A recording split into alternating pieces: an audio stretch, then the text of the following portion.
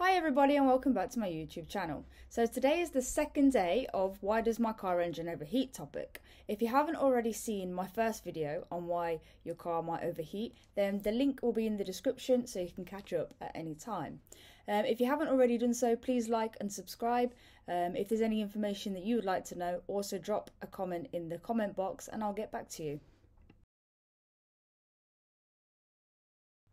So, the second reason why your car engine might be overheating is your car's thermostat. So what is your car's thermostat? What does it do? And why is it causing your car to overheat? The job of a car's thermostat is to get the engine to the right temperature as quickly as possible and then to maintain it.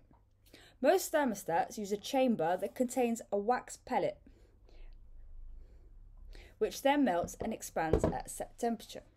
The water pump pumps the coolant through the engine and will flow around to capture all of that heat.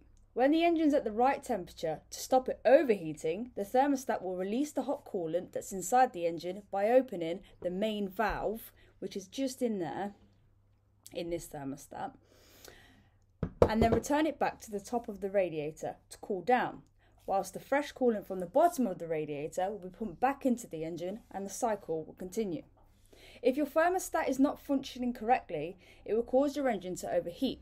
What usually happens with a failed thermostat is it can get stuck in a closed position. And if that happens, the thermostat will not let the coolant to reach to the radiator.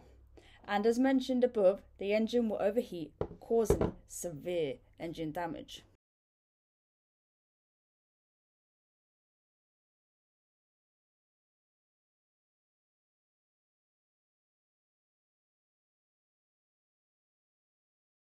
So, does your car need a thermostat?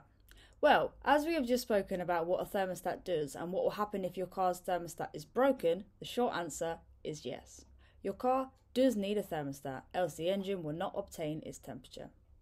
Whilst you might think that driving your car from A to B with a broken thermostat because you switched it on and it sounds okay, or it's driving like normal, as soon as your engine heats up, you're at huge risk of warping your cylinders or blowing the gasket, and some irreversible damage could also be caused.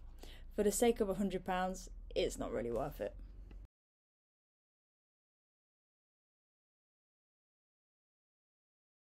So, is there a way we can test our thermostat? There is a way to test your thermostat and it is very, very simple. Unfortunately, I've got a broken one, so I can't actually show you how to do it.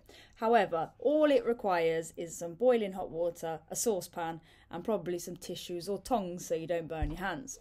So you'll boil your water on your stove and you'll drop your thermostat in it.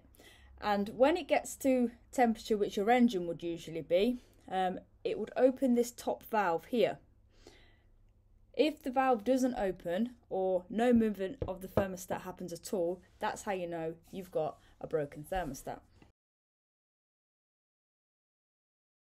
Signs that your thermostat is failing and what you need to be looking out for. Number 1, high temperature readings on your dashboard. Anything over than the normal, which should be about 90 degrees, I would stop the car immediately. It means your engine's starting to overheat. Coolant leaking is very common for a failing thermostat. So if your valve's stuck closed, then it blocks the flow going back into the radiator. So you'll get a little blockage and an overflow on your thermostat housing. Typically that's where it does leak from. Heater malfunction. So if you put your heater on and it's just blowing constant cold air. Increased fuel consumption. And one of the last things to be looking out for is strange noises from the engine bay. Any grumbling, any knocking, this will be caused by coolant boiling because of a stuck valve or a failed thermostat. And I do believe that is everything on thermostats. So I hope this video has helped you with something, and if you would like to ask any questions, drop a comment in the comment section below and I'll get back to you. And if you haven't done so already, please drop a like and a subscribe, and I appreciate you watching. I hope it helped, and take care.